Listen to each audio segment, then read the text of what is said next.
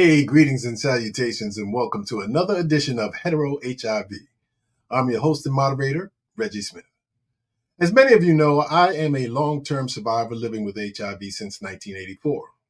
Over the years, both my life and the landscape of HIV and AIDS have transformed dramatically.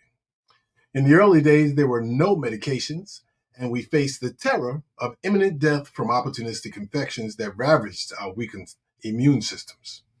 Back then, the scientific, medical, and Black communities were perplexed and terrified by HIV. Doctors were frustrated and helpless and unable to offer any real solutions as they watched millions of us succumb to the virus.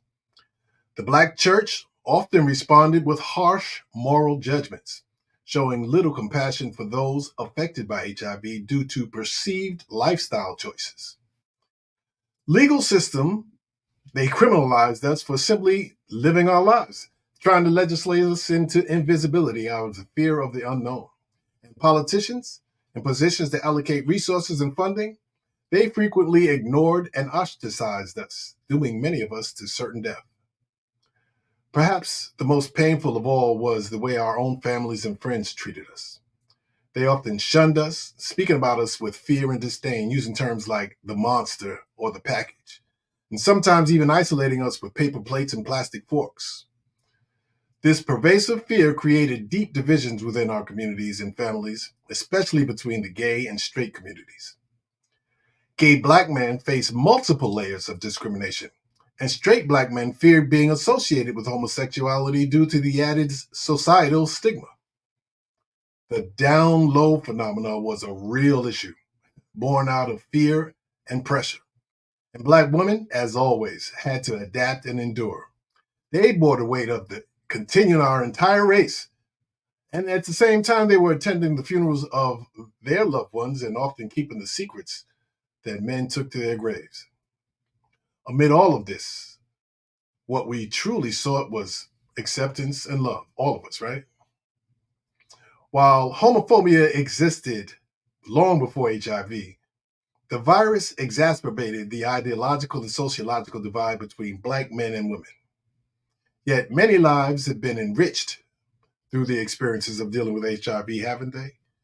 Many organizations have profited from providing hope and education and treatment, though some believe that profit motives hinder the pursuit of a cure. Stigma has been a constant shadow over HIV. Despite the advances in treatment and prevention, HIV still evokes shame, unlike other diseases like cancer and sickle cell, which garner sympathy. Stigma, as I define it, is being more concerned with what others think of you than what you are your own self-worth. Stigma has produced hatred and bullying and self-doubt, preventing many from seeking help due to fear of inadequate support or feelings of unworthiness. This self-stigmatization is particularly damaging as it reinforces negative, harsh views about oneself. Within the Black community, the stigma around HIV is deeply embedded and is often amplified by the perceptions of the LGBTQ community. Straight Black men, fearing association with homosexuality, have isolated themselves from crucial information and resources. This fear hinders our efforts to shift the behaviors and eradicate HIV. Despite this, some of us have reached a level of self-realization that allows us to work together, regardless of sexual identity. I'm deeply grateful for the advocacy of the gay community, which saved my life and the lives of millions, despite widespread judgment and disdain. As a result of this advocacy, many decision makers in the HIV-related fields are from the gay community, and their efforts have inadvertently perpetuated the narrative that HIV is a gay disease. However, HIV is a human virus that affects us all. The data, imagery, messaging, and funding needed to reflect this reality is still lacking. Black women, now among the fastest growing groups of new infections, contract HIV primarily through heterosexual contact. Now, this is not solely due to any down low behavior, but a broader range of factors. Black men, whether gay or straight, have a responsibility to change this trend and to protect our mothers and daughters and wives, girlfriends and sisters. We face a common enemy in the HIV retrovirus, And in an effort to change this trend, the Reginald and Dion Smith Foundation, with funding from Gilead Sciences, presents this special edition of HeteroHIV. Today, we'll discuss the true nature and the current status of HIV stigma within and outside the communities serving those affected with HIV. We've gathered some of the most informed voices from the southeastern United States for a frank discussion about the past and present relationships between men who have sex with men and those who do not. Our aim is to begin a national dialogue about the healing needed to truly end the HIV epidemic. Joining us for this conversation are my friends Christopher Matthews, Derek Robinson, Larry Walker, Jamal Bey, Timothy Webb, and Barry Sermons. Now, I intentionally did not attribute any specific roles to our guests because you're all much more than your jobs. You're amazing spiritual human beings that are having an impactful and diverse human experiences. And we want to focus on those experiences. So thank you all for joining us and going out of your way to join in this discussion. I'd like to stipulate that this is going to be a no cancellation zone. So we hope that you feel free to share your truth without fear of judgment. And we certainly will not be judging each other or being politically correct, all right? And we acknowledge that there's been a new release of some HIV language, but we're not holding ourselves to that either. So let's get this conversation started. How's everybody doing? Doing well. Microphone check, 1, 2. Yeah. Coming in from, we got people coming from all over the world. Yes? Great. Okay, Reggie, we got people coming from all over the world. Let's start the conversation. I want to ask, has anyone had any personal experiences where you've encountered HIV stigma, and how did it affect you? I'm gonna jump in right here. So I talked about this in therapy today. I'm newly single, and all through the 20 years I've been HIV positive, I've always let who my partner was going to be that I was HIV positive. And I met this woman recently, and we were getting real close, and the kissing started going, and then she left. And she came back the next day, and I said, I'm HIV positive. And she was like, and you let me kiss you? Man, that remind me that I've disclosed many, many times. And that's the first time I got a reaction like that. Shook me up. It shook me up. So that's my. Well, one of the other things that we didn't do was disclose anybody's status. So thank you for disclosing yours. Hey. That's a whole nother topic, is disclosure. But stigma related experiences. Anyone else? I would like to add that even though I am not HIV positive, Reggie, I have, because I've lived the great majority of my adult existence in the same gender loving community, the stigma has always existed. Where they came from, my parents' fear that my life would one day eventually make me or would end up leading to me becoming seropositive, or whether it was my own internal thoughts that this is, because I did kind of come out late 90s, early 2000s, my own internal dialogue that said that it was inevitable for me to become positive, because that's just the way life was, that people who were like me would just eventually become positive. So I think that stigma has always just existed, whether you're positive or not, in my community. And I think finding out that people were positive, the stigma would always deepen, right? Like, oh, you're positive. It's only recently that I think as a community, we've gotten to the space where we're starting to think like, hey, that doesn't matter. One way or another, we are just what we are. I think that probably has a lot to do with the medications and the fact that we're living longer as well. I think we probably need to level the playing field and find out what do you think? What is stigma? Because I don't know that it's as well defined. We say it a lot of times, but we may be thinking about different things. What is your definition of stigma, Larry? So my definition of stigma are those negative feelings or thoughts that are either applied to yourself, by yourself, communities, enacted by others who have misinformation or just negative views of a certain situation is not related to or just solely relegated to HIV stigma. I feel like, you know, one of the main stigmas are racism, sexisms, the isms, heterosexism, and things like that.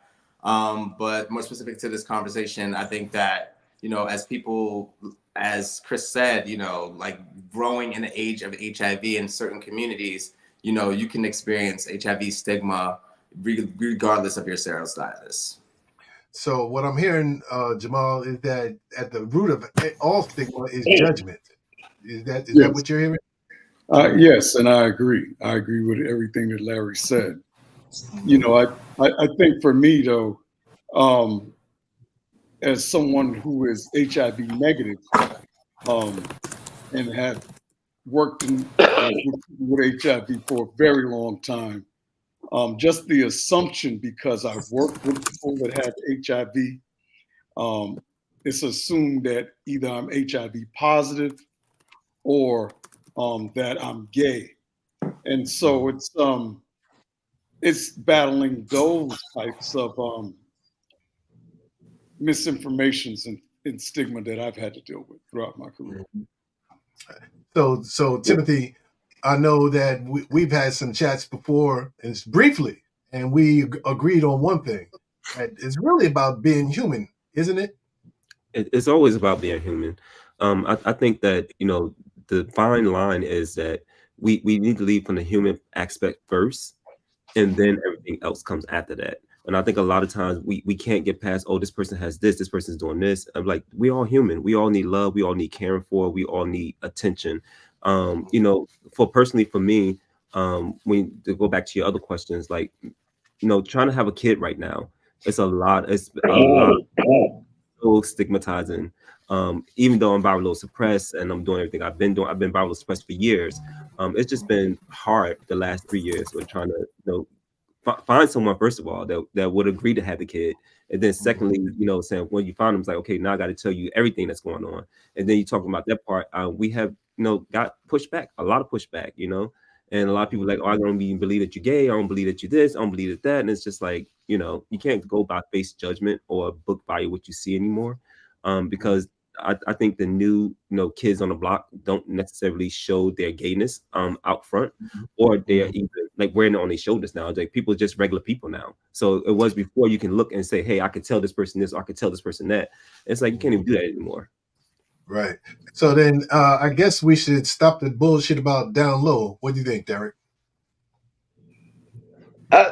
You know, I can remember when it first started. I remember the first time I heard about the download was through R. Kelly. You know what I mean? I didn't hear about it from the other end, you know. And if somebody wanted to tell you something, you know, they said just keep it on the download, you know. And then when the narrative changed, I was afraid to use the word. You know what I mean? I was actually afraid to use the word, because I tell somebody something, I say keep that on the download. We just keep going. But after the narrative changed of what the word meant, you know, I was kind of afraid to use the word, and then even listen to that song again. You know what I mean? Because I just didn't want to be associated with it. But I think Download has done a disservice to the community, as a whole. You know, and one of the things I always try to stress as a prevention specialist, if a person was bisexual and their partner became reactive, you know, so how do you know it came from a man? And if he was messing with multiple women, you know what I mean? Where does it actually come from? And once that demeanor or that tag or that definition is put upon a person, it's hard for that person to change the narrative. You know, even, you know, I work with successful returning citizens, and I know people that's been in prison, and in prison they do it this way. When they out, they do it that way. You know what I mean?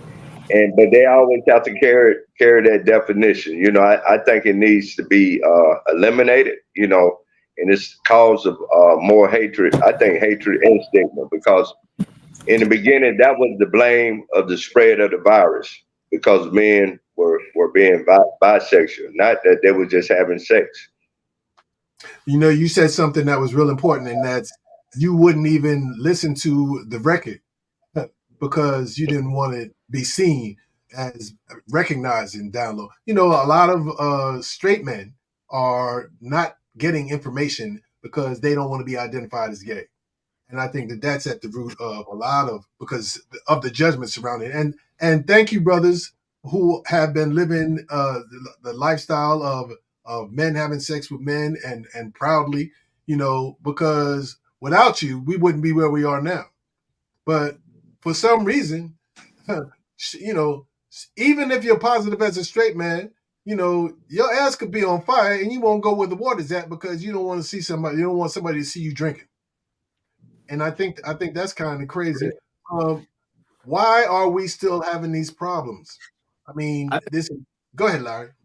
No, I was gonna say I think that we can't underestimate the impact of stigma. You know, like I mean, from the seat that we sit in as people who are out and proud about our statuses, helping prevent HIV. We have like a global lens. We have like a deeper lens. But I remember in 2007, when I was getting the information about my status, my seropositive status, the first stigma that I felt was that implied self stigma.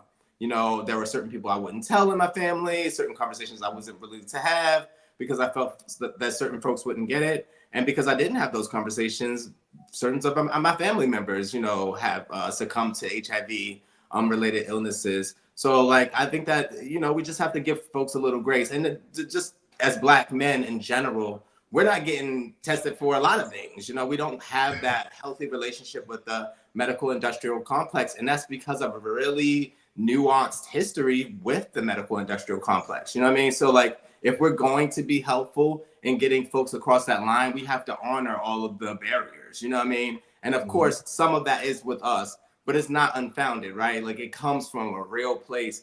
And it's when we start to like excavate and chip away at that real place and honor, like, yo, you scared to get tested. And it's probably because of some, homophobia, some stigma related to people living with HIV, but it's also probably related to the history that Black people have had with the medical industrial complex, and really start creating that, like you did with this show, Reggie, creating that bravery that, look, whatever it is, I'm going to love you regardless of that. And we're going to get through that together, because stigma and shame are expressed, and fear center around like, chronic illnesses, not just HIV, are real. My dad died of prostate cancer. Prostate cancer is one of the most treatable cancers, but he's a straight man. He didn't want to, the doctor to be up in his butt, and he didn't feel emboldened to have this conversation, so he succumbed to prostate cancer. So there's a lot of stigmas around like Black men in the medical health industrial complex. So we have to really kind of chip away at those fears. And it's based in trauma and a lot of things. But what we have, because I've watched our own evolution as well. And so some of us have evolved into, for the first 14, 15 years, I didn't disclose. And it really is in the context of where we are with the virus. Things have changed. They have evolved. And so it's easier now for me to disclose. But we want to make it easier for everyone. And I know that a lot of us are advocates and working in the field, and we have some impact as to how the messaging is going to be done. And our first inclination is towards self-preservation. But I think that we need to maybe be more broad in the way that we approach it so that we bring everyone into the conversation. And we're going to do exactly that and discuss that a little bit. And I'm going to lead back off with Christopher while we have you. When we come back, I want to talk a little bit about who's controlling the money and the messaging around HIV. So y'all hold on one second. We'll come back. This is Hetero HIV. I'm your host, Reggie Smith, and we'll be right back with more right after this.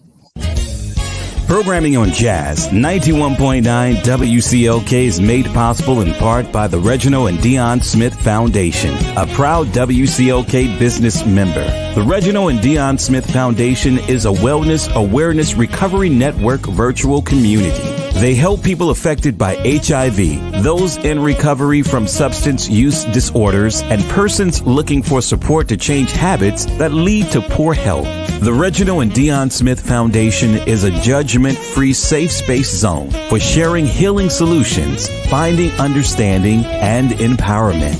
More information at www.theRDSF.com.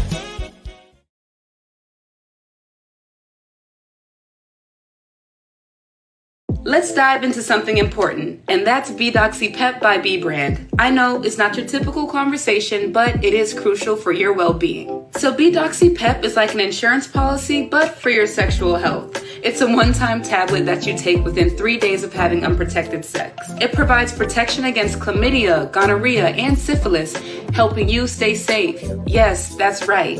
Plus, this product has gained recognition and trust in reputable publications such as CNN, the New York Times, and Forbes. Even health departments in progressive cities such as San Francisco distribute it to help lower the rise in STD rates. So whether you're just enjoying your social life or preparing for the unexpected, PrEP is there to support you. So stay informed, stay protected, and keep your health the top priority with PrEP by B Brand.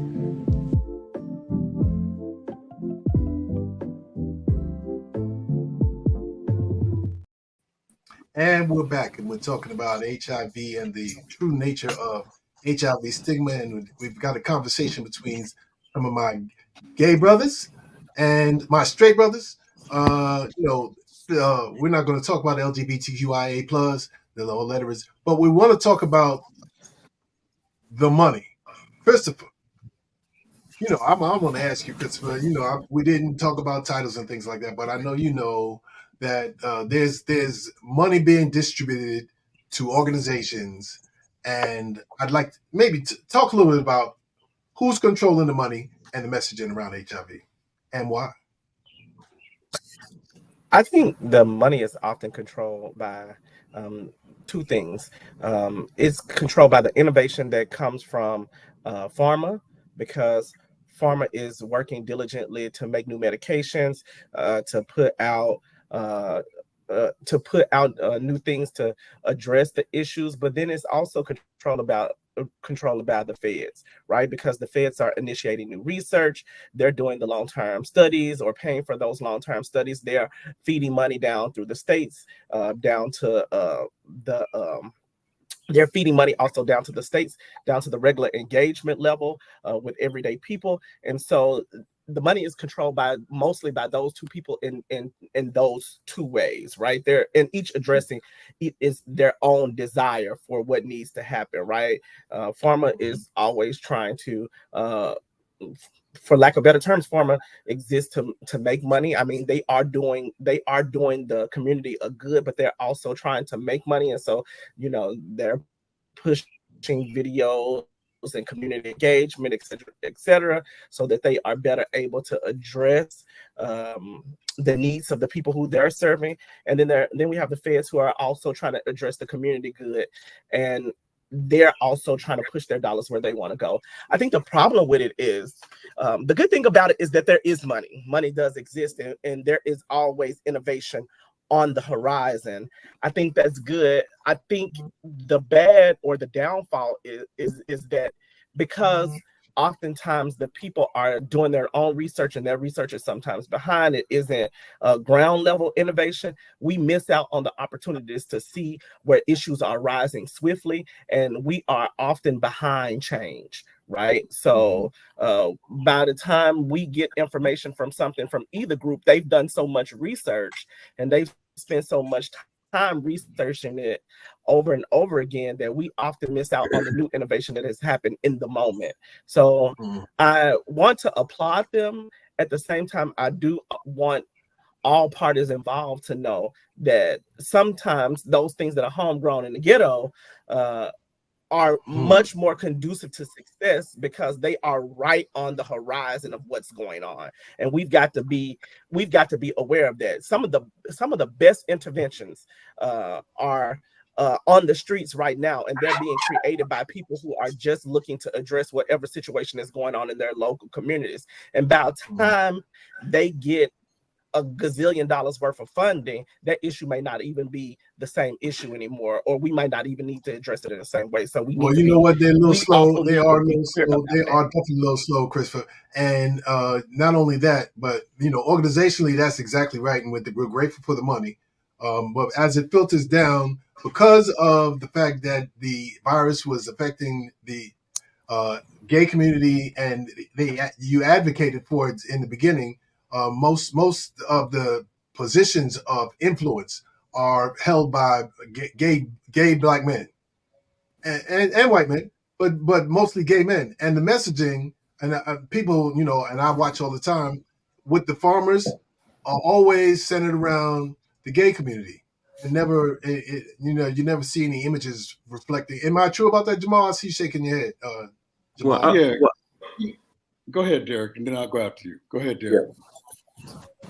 One of the things you said, Reggie, I always go back to 1994 when HIV and AIDS was the #1 killer of black men in the community in the United States. In '95, the narrative changed, and nobody woke up to it like this. This is what's happening to black men. It wasn't gang violence. It wasn't overdoses. It wasn't drive-by shooting. HIV and AIDS was the #1 killer of black men in America. Mm-hmm. And so when you say that's all it began, yeah, all black men, but when you begin with we always gonna have the narrative, that the gay narrative to it, but then we never know how was it affecting our community, how was it affecting straight black men, and so that's a narrative that hadn't been brought to the forefront, and I'm gonna say this, I'm gonna be quiet. It's just like with the dandelions, they're recognized now. But what happened to all of these black boys that was born HIV positive? Did they all die? Did they finish high school? Did they finish college? Did they become electricians? Did they become computer geniuses? We don't know what happened to these black boys that were born HIV positive. Mm-hmm. And I can see it in your eyes, Tim, that we talk bisexual. It doesn't matter what your sexual orientation is. If you're a black man and we're all dying from HIV. Yeah, I would say for me, and I hope I don't step on nobody's feet, so get anybody in their feelings. Please, if your feet ain't in the aisle, I think that it goes back to the beginning. Like we're all black men. Mm-hmm. The only difference is how we choose to have sex, or who we choose to have sex with. I think that I think we need to move the labels all the way out the way and say, why is it that black gay men are dying at an alarming rate? Whether you're heterosexual, bisexual, gay, whatever the case may be, what I'm saying? It doesn't matter. We're still all black men, and we're still all facing the same challenges. We're dying at alarming rates, and and nobody's really doing that much about it. You know what I'm saying? Nobody's really saying, hey, let's address the issue of black men. You know what I'm saying? And I'm happy, and I'm so happy when I see the issue when they said, hey, we gotta look out for black women now, because this thing is spreading throughout the black woman community, and they're putting an attention focus on looking for black women. They ain't asking black women, are you a lesbian? Are you this? Are you that? They say looking for black women. And we need to change the language around black men too. And we need to say black men, regardless of how they identify sexually or whatever the case may be. None of that really matters. You're still a black man, and you're dying at an alarming rate. And HIV stigma is still serious in our community, that I test people on a regular. I don't really necessarily do it as much as I used to do it, but I have community events out and we test people, and black men always say, oh no, I think it's the end of my life. And I'm always telling them, listen, look at me. When you came up, walked to me, you didn't know I was HIV positive. I've been living with this HIV virus for a long time, and I'm thriving and surviving and making my life. So there is an opportunity. You know what I'm saying? There's some things you may have to do differently. Yeah, you have to disclose and do all these other things, but you are still a black man, and you still have power. You are king. You know what I'm saying? We got to start talking in those type of languages and uplifting each other.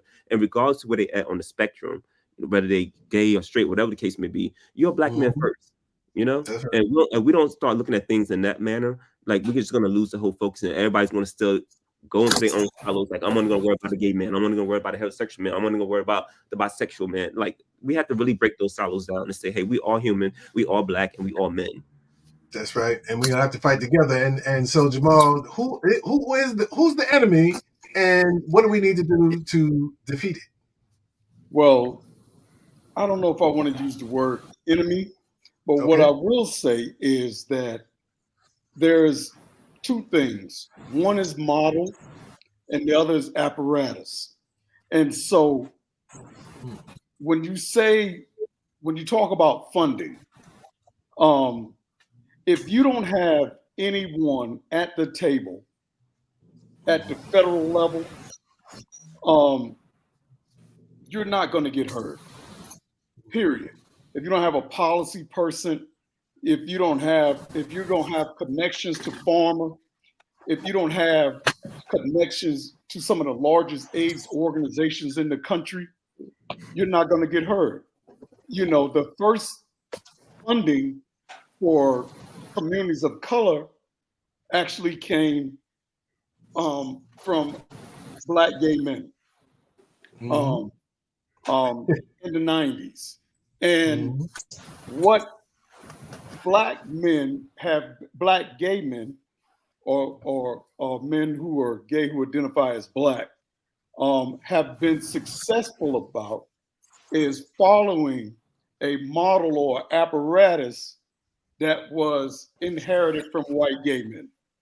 And so when you have a person at the federal level, when you have organizations that solely keep your narrative out there, that's where the funding is being directed. When people at ONAP, when people at PACHA, when people at the CDC, when all those apparatuses and models have a particular person or persons in charge or directing said funding or even opportunities in every aspect of either government or organizations that are funded by the government, then that's where the money is going to be directed. That's right. That's right. And that's just is, and that's the thing that no one wants, to talk about. And it's only a big issue in that the imagery is keeping people from seeing themselves in the fight. And as a result, it perpetuates the stigma. And so people feel unworthy or they are ashamed to even disclose publicly. And, I just want to publicly, thank Christopher, because I know that he was sitting, I don't know if he was at the head of the table or where he was at the table, but he saw some efficacy in what the Reginald Dion Smith Foundation was trying to do around heterosexuals and the need for us to all be at the table in order to end the epidemic. So I just want to thank you on that. And Barry, you and I are, versed in communications, and we know that with digitally now, the way things are, you don't have to have a lot of money in order to bring a message. This message is being brought to you now. and it doesn't take a lot. It just takes the will of the people. And so I want to thank all of y'all for being here. Barry, what can we do to shift the imagery and the messaging around HIV from a guerrilla standpoint? Well, first I need to acknowledge something before when you said, oh, not everybody's going to disclose. So I've known you for, I don't know, a whole bunch of years, and you've been encouraging me to be an advocate. So now I am, and the cat is out of the bag. But for me, I think that's the way I do it. For me as a guerrilla is to be willing to tell people or to disclose or be not really public, but I have a little antenna in here, and it says, "Now is the time for you to tell somebody." You know, and then the other thing I do is I advocate with everybody across the board. You know, I believe in advocating for people living with HIV, period. You know, Right. not one group or that group. And I've been in Washington, D.C. advocating for healthcare and civil rights, you know, for the last 8 or 9 years, since you know, since I was no longer afraid if people knew. What I'm really afraid of is my cousins or people that I know becoming positive because they didn't know. Just like, you know, I have friends and cousins and people who are affected by drugs and alcohol, and they all know that Barry's clean. You know, so that's how I do it. You know, each one teach one, each one touch one. You know, I used to be involved with organizations, but what I have found is there's a shift from taking care of people with HIV to the business of HIV.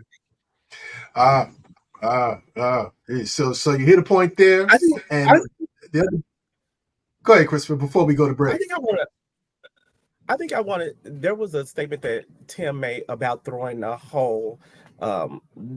throwing all our labels out. I think one of the things we don't talk about is, and we've missed the mark on, is that there are some things that are a holdover from us just being in this country that makes us all the same and which connects us, period.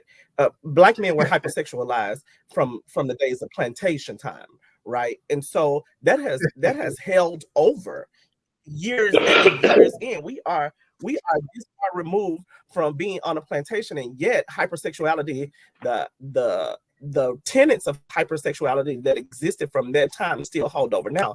I remember being a very young boy. My father never told me to settle down with anybody. He told me to get out here and have a few experiences, and then when I was ready, then I could find somebody who was pretty decent.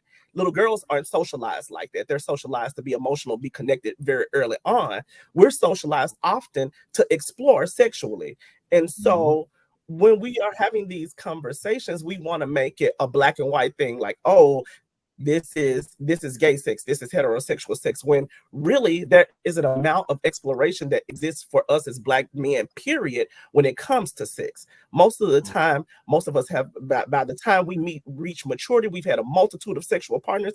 And for some of us, we still, while we have a partner, have a multitude of sexual partners. So we can't have this conversation and separate us out without also talking about the impact that exists from that holdover, from the systematic oppression that exists from us, even from and the plantation psychology that has brought us to this moment.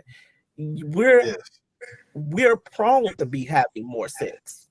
And in a variety of ways, because that's how we were socialized on the plantation, to have a lot of it and to have it on demand, and when somebody else wanted to enjoy it, whether they wanted to be watching and enjoy it.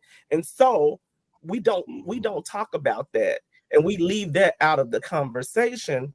We want to talk about the impact of having that sex, but we don't want to talk about how we got here, and we don't want to talk about how it is affecting us all. So I just want to add that to the conversation. I'm glad you did contextualize it, and that's just I think the next level.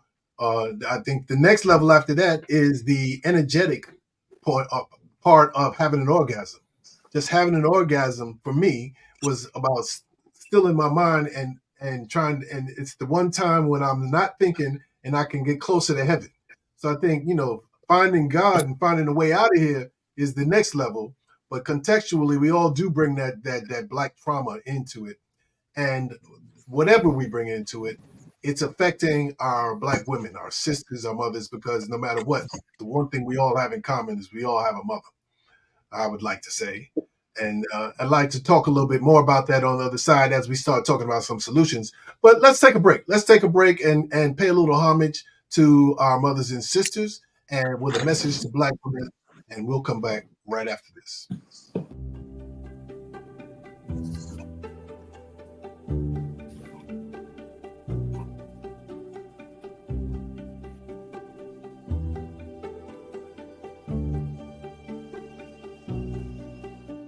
My name is Daphina Ward, and I serve as Executive Director of the Southern AIDS Coalition. This is my love letter to Black women. I'm Charlie King. I am the HIV Campaigns Manager at Advocates for Youth. This is my love letter to Black women. Dr. Basola Ochikutu, Commissioner of Public Health, City of Boston. This is my love letter to Black women. You are the mother of civilization, and you still set all the trends. You're deserving of joy, praise, and rest. Your beauty cannot be denied or overstated. You get to dream as big as you want and reach for the stars. We're often told that we aren't worthy and we shouldn't be in certain places, but we belong in every place and every space. For too long, Black women have been disproportionately impacted by HIV and other sexually transmitted infections. For too long, the development of interventions that provide Black women with the knowledge to protect ourselves has largely been ignored. It is time for renewed prioritization of Black women's sexual health, including our HIV prevention needs. My name is Reuben Warren, recently retired from Tuskegee University as Director of the National Center for Bioethics and Research in Healthcare. This is my love letter to Black women. My name is Letitia Lopre. I'm an associate professor in the Department of Medicine at the University of Alabama at Birmingham. This is my love letter to Black women. Leisha McKinley Beach, the Atlanta Black Women Leaders on PrEP. This is my love letter to Black women. Dear beautiful queens, thank you. They're the only two words that come to mind when I think about the sacrifice, the compassion that you have given to the HIV workforce. Thank you. It is hard, as it's been in all points in time, to be a Black woman, especially in America. You are the beginning and the end. You are everything. You have not been given credit for what you've done, but history will reflect the value, the brilliance, and the contributions that you've made to humanity. I still love the fact that I get to be a Black woman in America. I feel like we come from a group of women who were trailblazers. They were pillars in their community. They were oftentimes the people who everyone turned to when they needed strength, when they needed love, and they needed laughter. And those things haven't changed. Thank you for never letting your guard down, for opportunities to ensure better health care, for opportunities to ensure equal access to HIV prevention. My name is Reggie Smith. I am the Executive Director of the Reginald and Dion Smith Foundation. This is my love letter to Black women. Hi, I'm Rashida Chandler. I'm an associate professor at Emory University in the School of Nursing. This is my love letter to Black women. I've been diagnosed HIV positive for almost 40 years, and I've been married to a courageous Black woman for almost all of that time, and she remains HIV negative. I want you to know that I represent the majority of Black men who vow to love and protect you under any circumstances having to do with HIV and beyond. Dear Black women, we are enough, we are beautiful, we are unique, but together complete.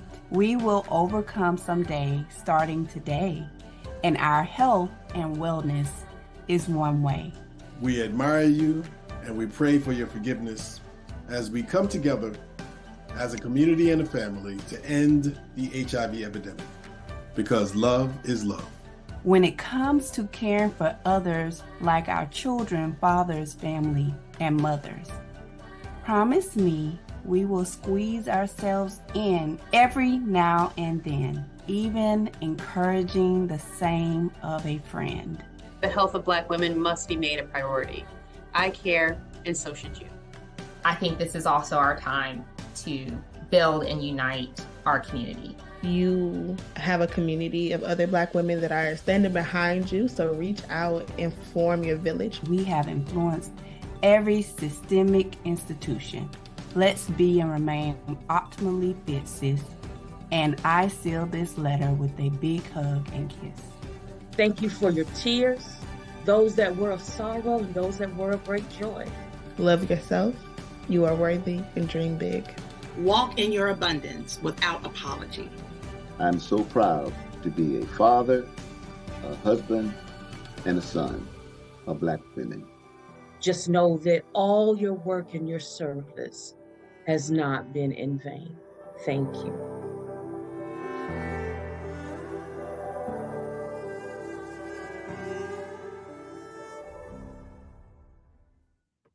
and it's so important that we remember that, like I am in a serial discordant relationship, and my wife is negative, and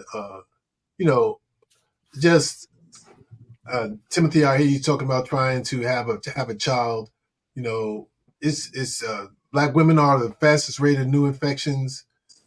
How can we come together to do a better job? I hear you talking about dropping the labels. So how do we come together to work together to do a better job of protecting our queens? Larry? First, I think that it's by recognizing and realizing that the impact of HIV on Black women isn't new. Katrina Haslip in the 90s was fighting and petitioning Congress to have Black women added to the list of priority populations. So, it's about having these conversations, honoring the over-sexualization of Black bodies, similar to what Christopher said, and then breaking down the barriers. I'm not one for throw out the labels. Like, people get to identify the way that they want to identify. I think that for some of us, our labels give us power. Like, I don't know where I would be if I couldn't identify as a Black man. That's a label.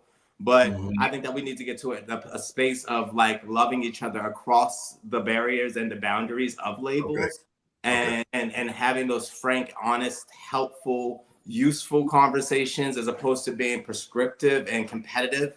I think that a certain level of HIV Inc. funding has put various communities into competition when we should be working into collaboration. Black health is the conversation. Black health is wealth.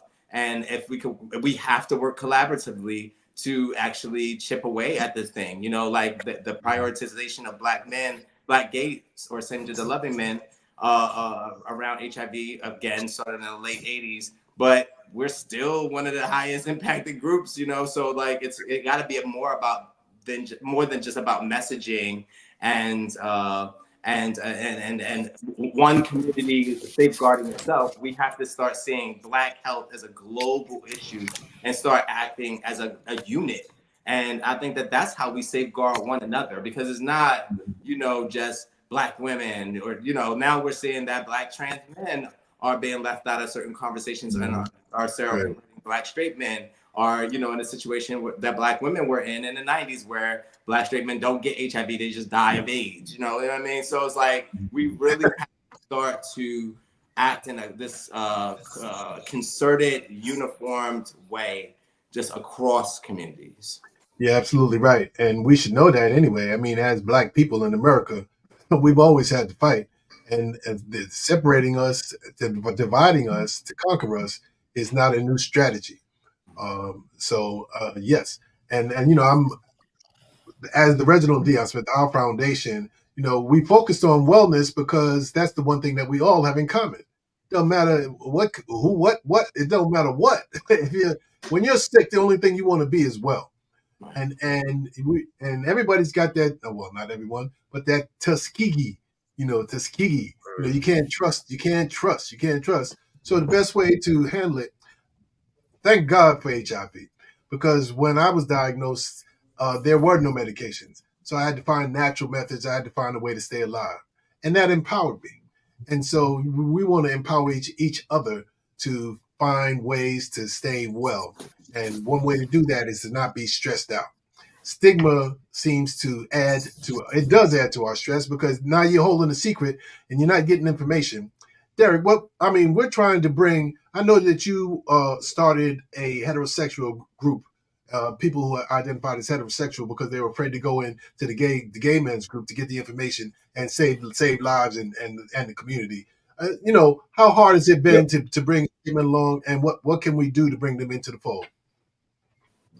Yeah, by the grace of God and consistency, we started a group, Straight and Positive. July will make 4 years for us. And today we have over 80 members from all over the United States. And it took a year and a half for us to even gain 10 members. And once we started participating in different venues, the group began to grow. And so we've been able to do presentation at the International Conference on Stigma for the past 4 years. If any of you all Positive Living Conference in Fort Walton Beach. We've been able to present there twice. This year we had the opportunity to have 2 members that go to AIDS Whites for the first time. So what we found out, we had to go beyond being a support group. We had to go beyond being straight and black. We had to go to start empowering each other. And once we began to empower each other, we began to have advocates to come aboard and train us in the right way in order to reach the table. You know, as a straight black man, we're still trying to reach the table, you know, and we're either we're gonna build a table for ourselves, or we're gonna be invited to the table. Because one of the things I hear in this whole conversation is that something has to be done. Something has to be done. You know, with gang violence, you know, they produce mentorship programs to keep children out of gangs. You know, it needs to be a sexual health mentoring program. You know, I can remember, you know, black girls unwedded having children. You know, they had to do something about it. You know what I mean? They had to do something about it, even if it was putting them on birth control pills. You know, but what happened to that male who continued to produce children, right? Nobody was able to stop and mentor that person. And that, in order for us to come to a solution in the HIV epidemic, we have to start mentoring each other, regardless of how we want to get down. We know black men, we bear a burden. Not only do we bear a burden of being positive, we bear the burden of our women becoming positive. You know, I can remember being on a panel, United We Rise, you know, every black body, and the thing that was brought to my attention, the solution is the black man. And then in the HIV epidemic, whether it's from the same gender loving, whether it's from the bi, whether it's from the straight men, where all our women, they become affected, you know, diagnosed through heterosexual contact. So us as black men, what can we do? What can we do? What program can we put together where everybody is able to engage? How can we create our own brochures? You know, I left the HIV field for like 8 years and came back into it. And they still had this brochure, "Don't get caught slipping on your pimping." You know what I mean? And, you know, with somebody saying, I said, you know, that message didn't work 10 years ago. Why are you still handing out these same brochures? You know, but then when it says don't get caught slipping on your pimping, and we know pimping don't even exist no more. It's sex trafficking. And you end up with 60 years. You know, I have a lot of young black men, you know, thought it was a joke, but they doing 60 and 80 years in prison now for sex trafficking. And I say, you can listen to all the music you want to. It ain't pimping no more. It's sex trafficking. That's right. And they're going to treat you accordingly. But we have to get together as black men, find a solution. And Reggie didn't know what I was talking about. I know Larry knows what I was talking about.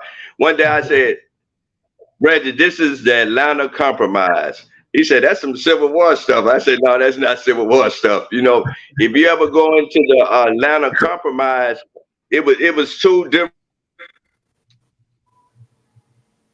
mindsets coming together and saying something has to be done to uplift our people. You put a lot of heat on Atlanta Compromise. Something power. Putting a lot of heat on that microphone, Derek. And I agree with you that we definitely do need to put together a compromise. And that's why we're starting this conversation. You know, and we're not the only ones that want to be in this conversation. It's just that you are in my immediate circle, and you're the ones that the universe brought together. You know, I think that we definitely need an alliance for a narrative change. And that narrative change is being actually formulated through us, and for us to work together.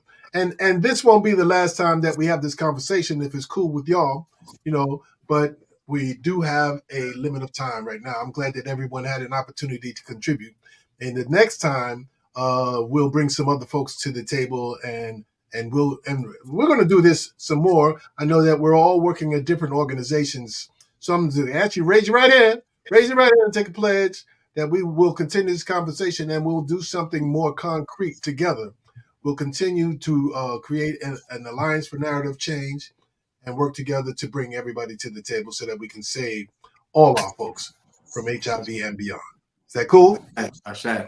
Cool. All right. Ashe. Hey, I want to thank everybody to do my best, to do my duty to God and my country. My country, huh? That's the Boy Scout in me. I'm sorry. Oh yeah, you took it over the cliff, man. So I want to thank Christopher Matthews Jr., Larry Scott Walker, Barry Sermons, Jamal Bay, Timothy Webb, and Derek Robinson for being a part of this roundtable. And I thank all the people that provided the energy that let us know that this is a conversation that need to be had. This is just the tip of the iceberg. We can go much deeper, and we will. Okay, so this HeteroHIV, let's do the giveaway. If you're in the room, you got an opportunity to win $100. $100 each and every time we do this program. So let's do the giveaway, Matt. See who wins $100 this month. Hit it. Round and round and round we go. Don't stop on my name, and that'll work for me. I can use that 100. Oh, Lamar Yarbrough. What's up, Lamar? All right, that works. Lamar Yarbrough is our winner of the $100 for joining us here at HeteroHIV. Thank you for being here. Thank everybody who's joining us wherever you're joining us, be it in social media. It's been loads of fun, but we got to run. I'll see you on the other side of the moon. I want to give much love to and thanks to Gilead Sciences for the funding and supporting this series. I also want to thank our team, Ty Freeman and Tanisha Baker, for their help during this web show. Thanks to the wonderful producer, Matt Schick, who's running my stream. And special thanks to all those who participated in the program for being here. As promised, we gave away the $100, and we're here every last Thursday of the month. You can find us on demand. We'll be here at 5:30 every last Thursday of the month. We encourage you to join our Wellness Awareness Recovery Network, which is a virtual community that's a safe space for sharing healing solutions. Our contact information will be on the screen after the closing credits, so stick around for that. One of my heroes, Harriet Tubman, said she freed hundreds of slaves, but she could have freed thousands more had they only known they were slaves. Harriet might not have been focused on what history would say about her when she was doing her thing. She just simply did what was necessary to make herself and others free. We thank God for our guests and their time and energy, and want to remind you that yesterday is history and tomorrow is still a mystery. So let's just keep the focus on what's going on right now. And if we do that, I'm sure we'll have our hearts and minds in the right place. Remember, unity does not need uniformity. We all want to be loved. So let the healing continue. Until the next time, peace and blessings.